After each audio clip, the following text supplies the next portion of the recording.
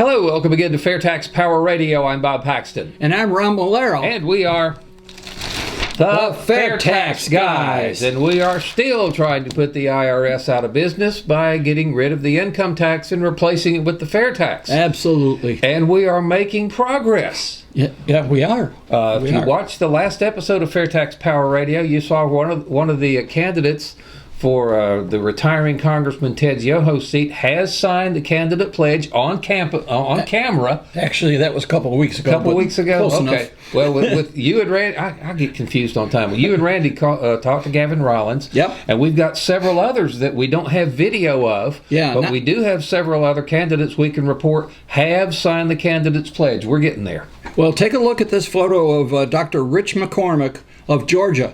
Dr. McCormick is running for Congress in Georgia 7, which is the seat occupied by Rob Woodall. I'm going to have to edit that one. Okay. Rob Woodall, who is the primary sponsor of the fair tax, he's decided not to run for Congress anymore. And so Dr. McCormick is one of the people. I don't know who else. I'm not that familiar with Georgia, but Dr. McCormick has decided to sign the fair tax pledge. And also, I've got this. I've got the actual copy of the pledge that Chuck Bailey from Alabama sent us. Stanley Adair is running for Senate in Alabama, and he signed the fair tax pledge. And here in North Central Florida, we have appointments next week for two people that are willing to sign the pledge. They're running. When we actually get a signed pledge from those folks, we'll let everybody know. We'll let the logistics on that work out. We've been led down that path before, but hopefully so. So again, if you can get a candidate in your area to sign the pledge, especially on camera, on video, or if you didn't do video, you can get some still shots of it. Yeah. Send us either video or still shots of candidates in your area signing the fair tax pledge, and we will be happy to include that here on FAIRtax Power Radio. You know, I think people that at the very least, a photograph. Yeah. Yeah, we can't really promote candidates as far as endorsing them, and so but we can tell folks when someone signs the pledge. That's and right. Whether or not they support the fair tax. So again, we'd love to see your pictures. We'd love to see your video if you can get your candidates in your area to sign the fair tax pledge. And if you don't know where to get it, it's on fairtax.org. That's right. And fairtax.org. Get involved, and you'll see a little drop-down menu. And it's got Fair Tax Candidates Pledge. Very simple. You can pull up a PDF of it and print it and take as many of as you can to those. So. Yep. But we've got a lot to cover today. Oh, we do. You want to do Congress.gov? Oh, yeah. Okay, we can do that first. This is, we look every week, or just about every recording session, at Congress.gov, and we feed the term Internal Revenue Code, put those three words in quotes, and see how many hits we get back on that search against current legislation. And you would not believe what they are doing to the Internal Revenue Code. What they're trying to do, anyway. To begin with, anyway. We have now got, if you that search now brings back 1,398 hits. What? How many? 1,398 hits as of the day we're recording this. And of course, now we've got one that's almost as good as the definition of municipal solid waste, the garbage that they're putting in the tax code for you. This is HR 5914 and S 3315. They're companion bills. They both say the same thing. But this is to amend the Internal Revenue Code to clarify that products derived from tar sands are crude oil for the purpose of the federal excise tax on petroleum and other products. So I'm not sure defining what crude oil is has anything to do with collecting revenue for the government, but that's in there. So, well, as we know, our friends up in Washington like to use the tax code for everything and anything they can think of. By the way, the 1398 hits. I looked at that earlier, divided it out. They've been in session in Congress 148 days for this for the 116th Congress. That is 9.4 proposals per day they're in session. to change the tax code. 9.4 proposals each day they're in session to change the tax code. Fortunately, they're proposals. Not all of them will become law, but some of them will. Yes. Now, this one looks familiar. This particular one, H.R. 5883, was introduced a little over a week ago. But I remember bringing a question here to the chemistry teacher, what is carbon oxide? We're talking about to provide for increased credit for carbon oxide sequestration for direct air capture facilities and for other purposes. That's H.R. 5883, introduced on February the 12th. And you know, I saw that, and right away, okay, there's carbon dioxide, and there's carbon monoxide, okay? Yes. Carbon dioxide, we breathe out every time, you know, every day that we're alive, okay? CO2 and CO. Yeah, carbon monoxide is poisonous. Yes. Okay, that's not good. But carbon dioxide is a natural effluent, you might say, from every living animal, and plants love it because plants absorb carbon dioxide. Carbon dioxide to plants is what oxygen is to us, and the other way around. You know, it's a pretty good relationship we have with the plants and the animals here. Yeah, they take in the carbon dioxide and give off oxygen, and we do it the other way around. So that's why, and that's why the carbon dioxide in the atmosphere, 0.03%. Okay. So I don't think we're going to burn up tomorrow. Oh, mercy. Okay. Anyways, now, that's a different subject. Moving right along with all the stuff we have to cover this time around, you've got the Grassroots Corner. Really quick. This is, still trying to catch up, and we are going to catch up a little bit today from our travel plans. February 7th, Jim Bennett is the Grassroots Coordinator for the AFFT, jim.bennett@fairtax.org, jim.bennett@fairtax.org. This one from February 7th, meet Fairtaxer Kerry Henderson. He talks about Kerry Henderson. He's in South California. He's a longtime Fairtax volunteer. Apparently, he's very handy with his hands and so forth. Right now, I don't know if you read this, Kerry rehabilitates old railroad passenger cars. Ooh. Yeah. That sounds like somebody I'd like to know. Yes. Okay. Now, Kerry soured on the income tax when, as he now remembers, the year was 1979. Kerry was in a partnership with someone in the demolition business. Kerry's partner had enjoyed his first year making over $100,000.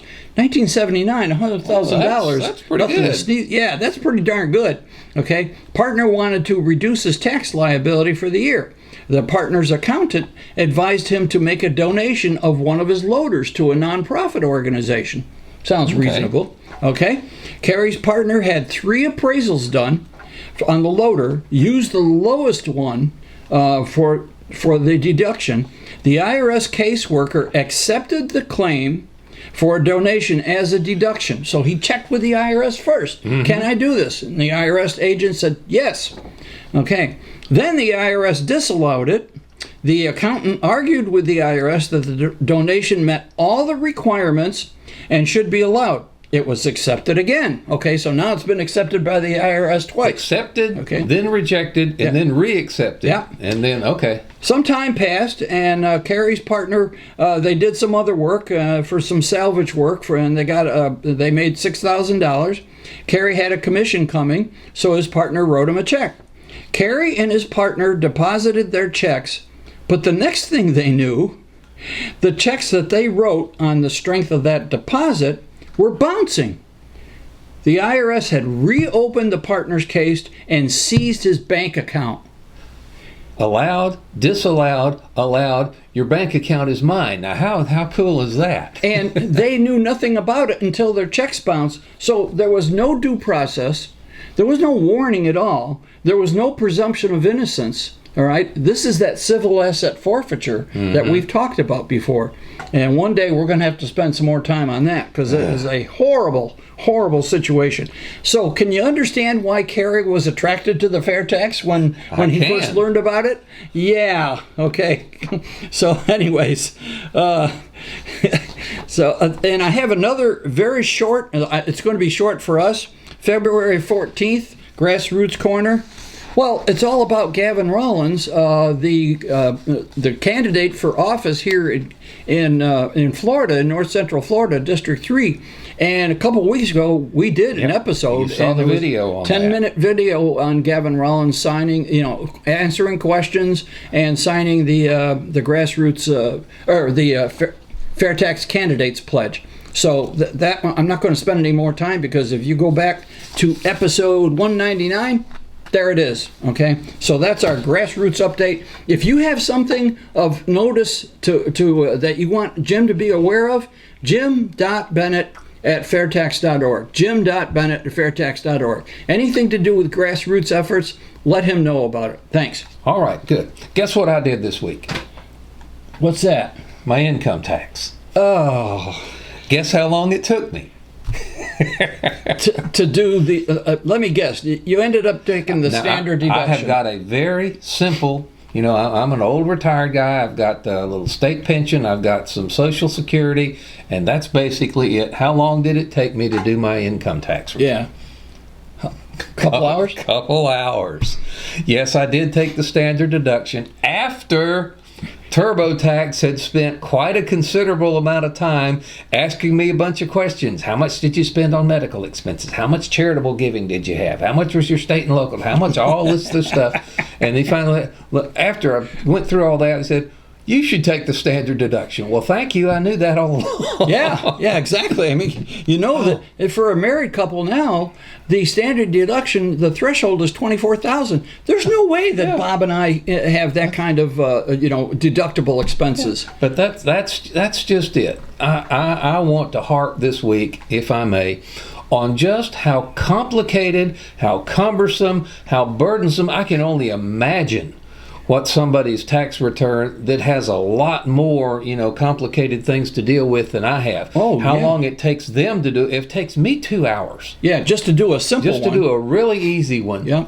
And just think of businesses.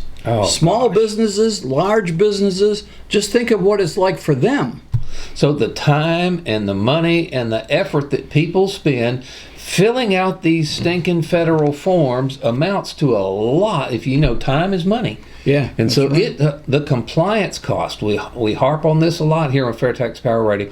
The compliance costs for the income tax system are enormous.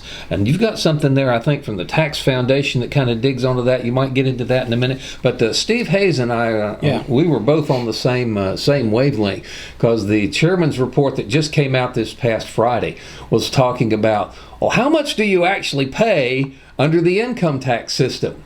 And people would say, of course, there's another way to do that. They'll tell you how much they had to write the check for on April 15th. Yeah. Or they'll tell you, I didn't pay anything. I got money back. Yeah. And I got money back a little bit, but whatever.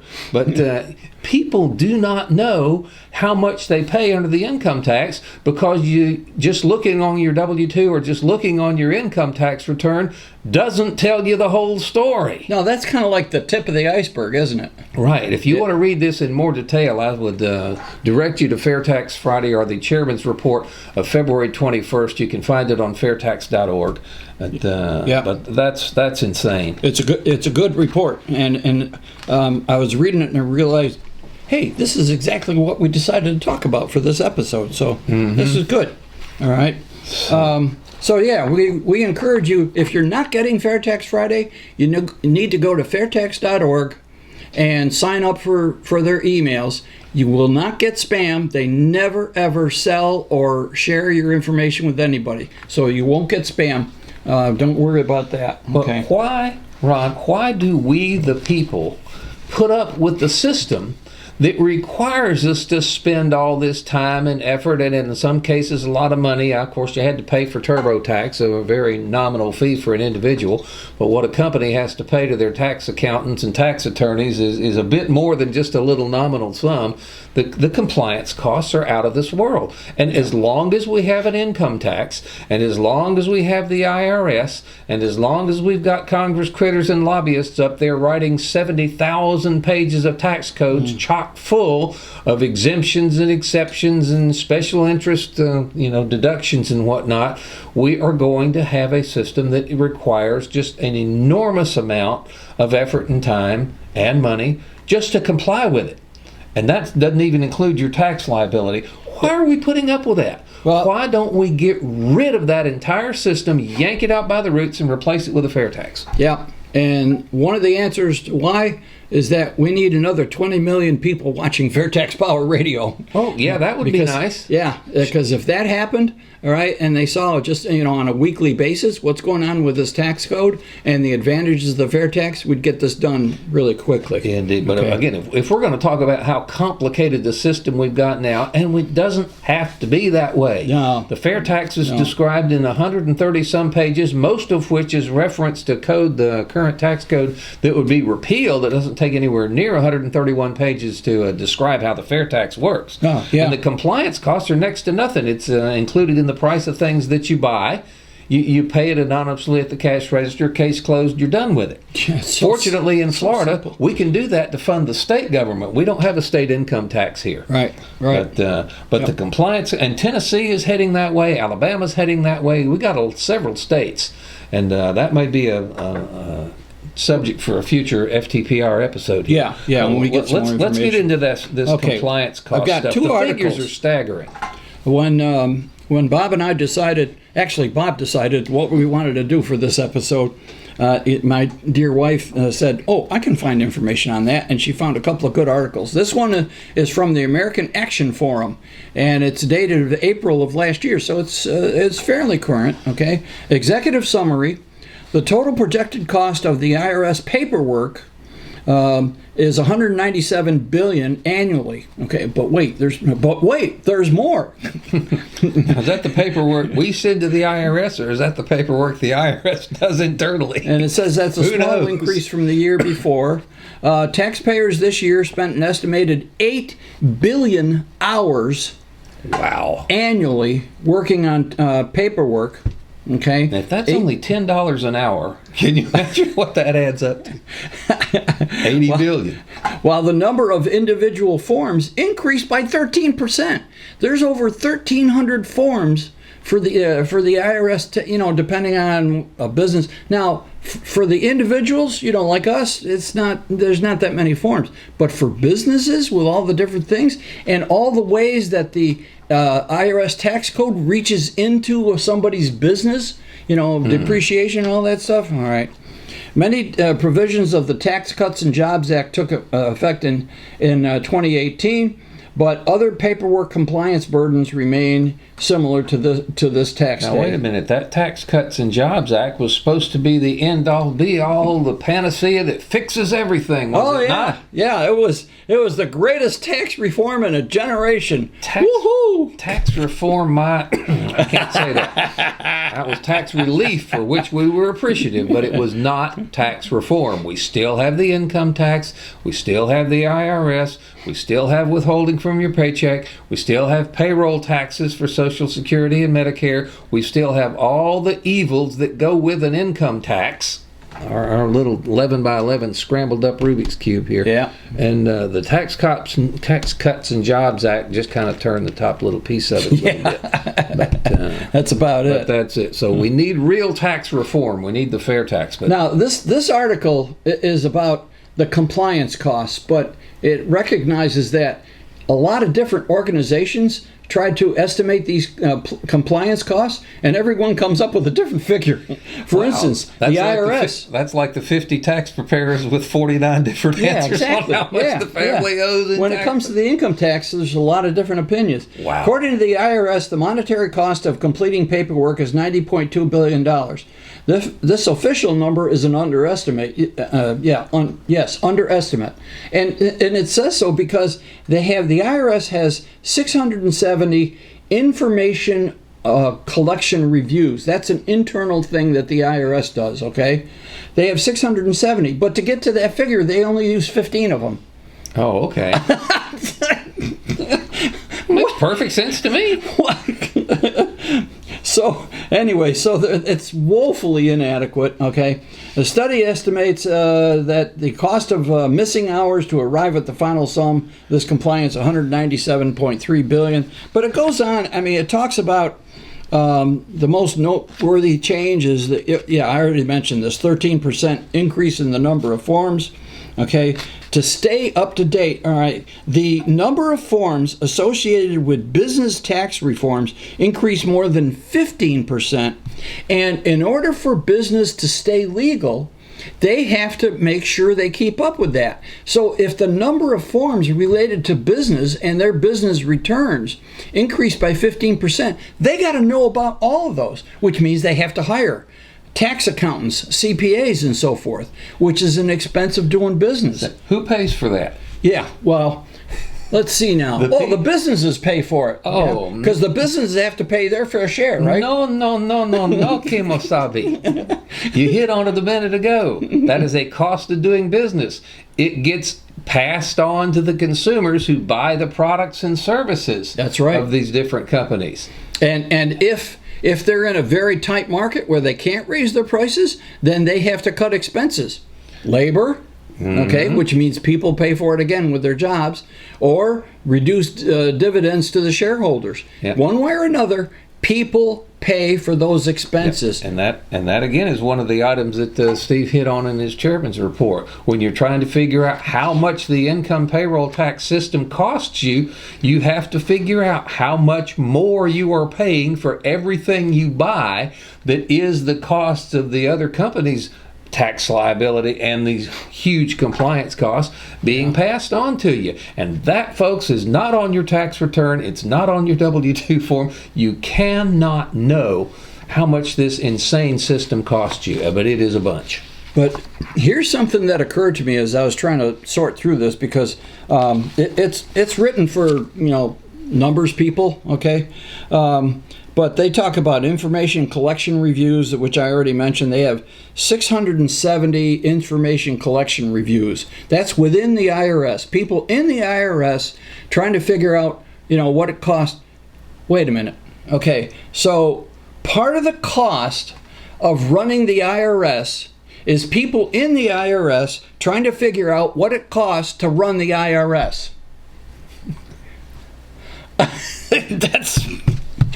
That's what I mean. It's part of what the IRS does, is try to figure out how much it costs people to comply with the tax code. Why do we have that system? So who invented that? So how much would it cost for people to figure out how much the fair tax would cost?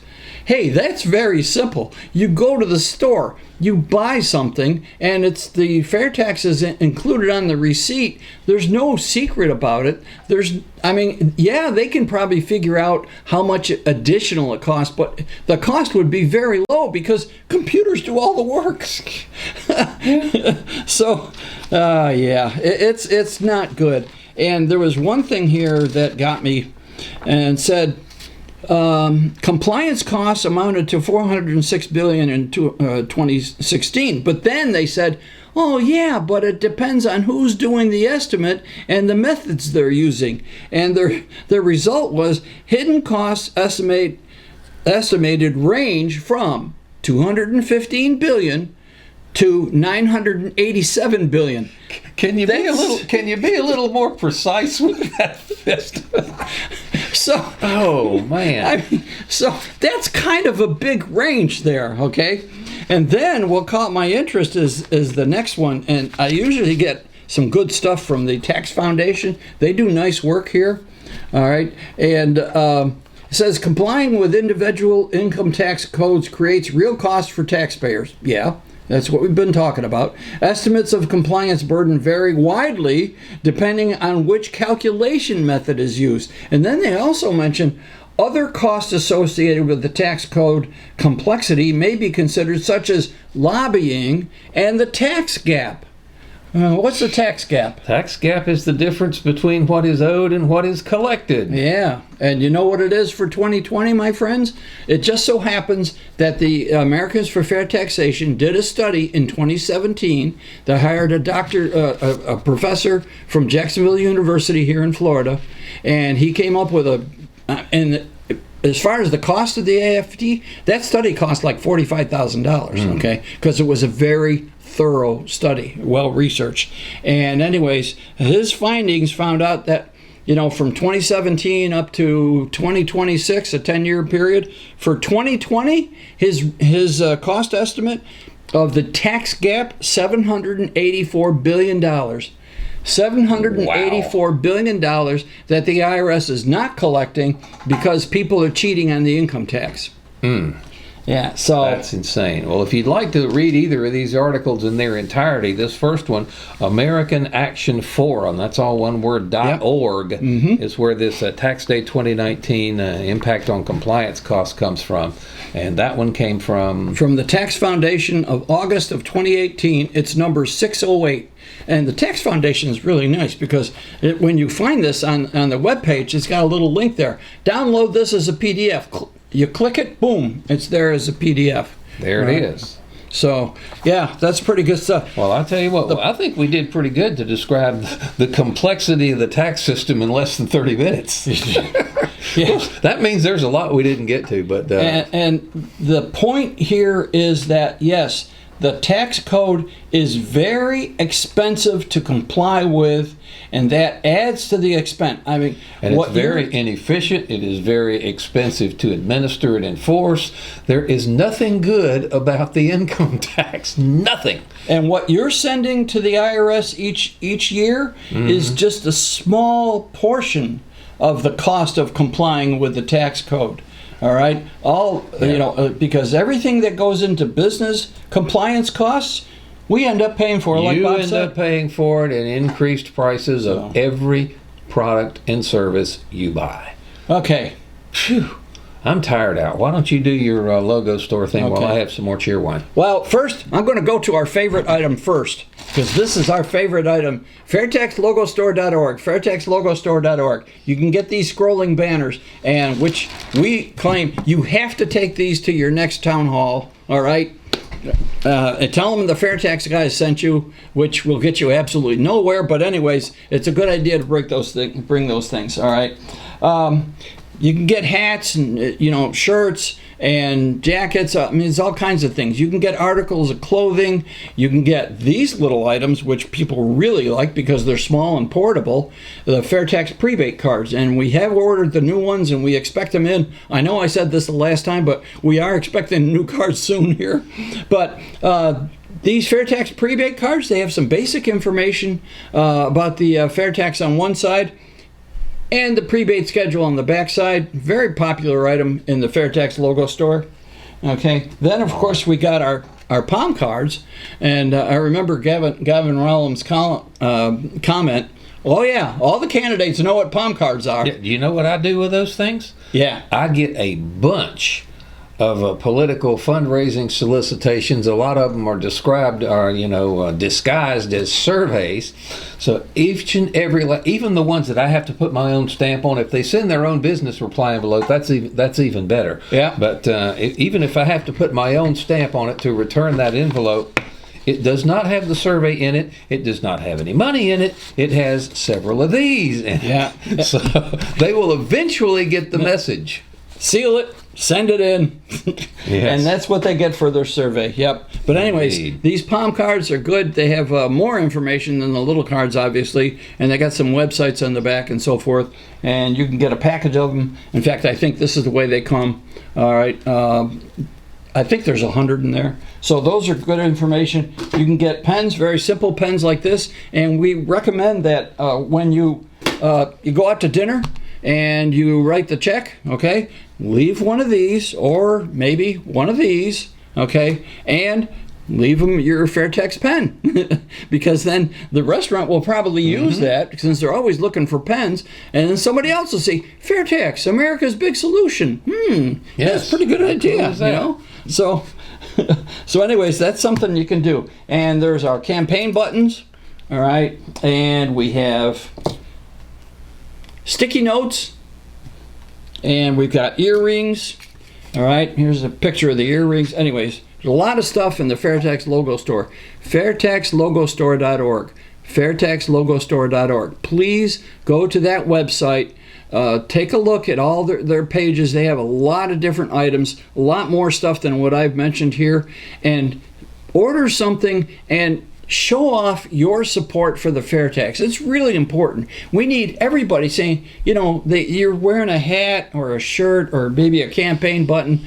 What's that FairTax thing? And you can explain it to them, and you can tell them, look, if you want more information, go see the FAIRtax Guys on FAIRtax Power Radio. Yeah, go to FAIRtaxGuys.com. Look at all of the at our shows. website, FAIRtaxGuys.com. Okay, so that's another way, because we really need more people getting involved. You know, Bob was asking earlier, why do we put up with this? Because there's just not enough people yet in the U.S. that know about the FairTax, and we need to change that. All right, we really need to change it, and we need your help in doing that. So, Well, I have never met anybody that I explained the FairTax to, and they looked at it and said, that idea stinks, I'd rather do the income tax.